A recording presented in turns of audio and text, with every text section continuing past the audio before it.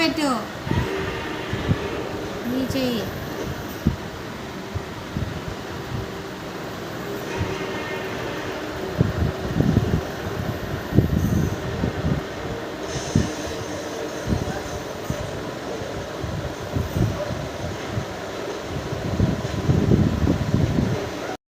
ఆషాఢ మాసంలో గోరింటాకు పెట్టుకుంటే చాలా మంచిది. ఎందుకంటే గోరింటాకు అంటే ఏంటంటే గౌరీదేవి ఇంటి ఆకు గోరింటాకు.